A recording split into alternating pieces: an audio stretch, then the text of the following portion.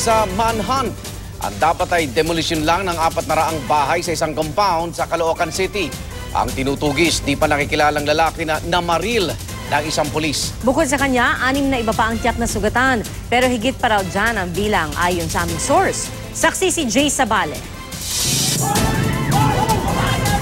Sinundan ng tensyon ang pag-akyat na ito ng isang miyembro ng demolition team sa bubong ng isa sa 400 gigibaing bahay sa Kalaanan Compound, Caloocan.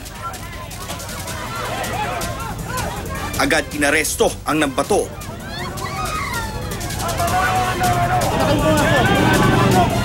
Pero ang mga residente hindi nagpatinag. Isinara ang gate ng compound.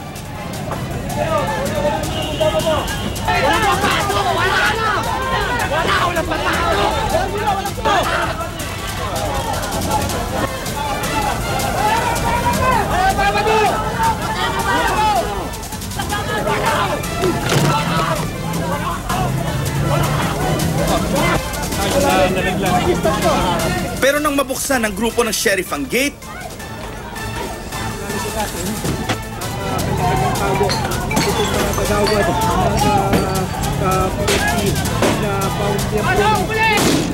nagliparan pa rin ang mga bote at iba pang gamit.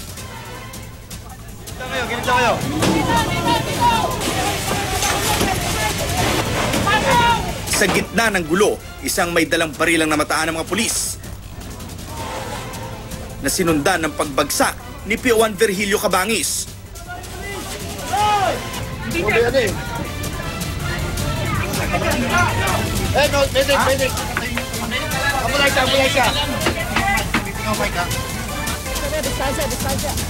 Tinamaan pala siya ng bala sa kaliwang hita, kaya nabasag ang itaas sa bahagi ng buto nito.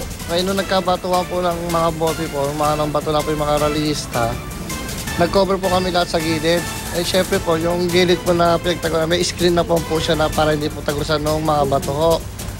Ngayon marami ho kami ron eh.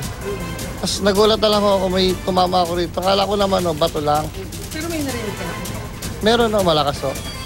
Itunuloy naman ang demolisyon, pero pagpasok ng SWAT team sa compound, umalingaw-ngaw ang sunod-sunod na putok ng baril at muling naglipara ng mga bote at bato.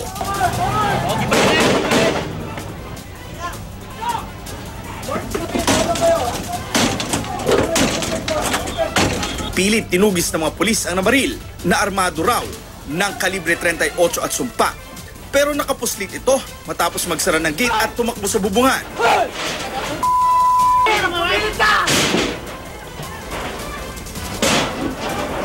Kahit na may bato, tumatama sa pulis ko, may shield naman yan. So ang problema doon, nung may pumutok na bale, sunod-sunod, so it's very unfortunate na tamaan yung isang pulis natin sa left leg. Hopefully out of danger na siya, pero that's the moment na I give the signal na umatake yung SWAT natin. Bukod kay Cabangis, sugatan din ang 4 pang pulis, isang bombero at ang sheriff na nagpatupad ng demolition order. Pero ayon sa ilang source ng GMA News, hindi bababa sa 10 ang mga sugatan. Kasama sa trabaho namin yun. Kailangan kung anong sungongin namin, gagawin namin.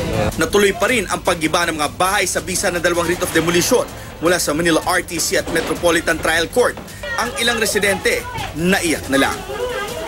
Jay Sabale, ang inyong saksi.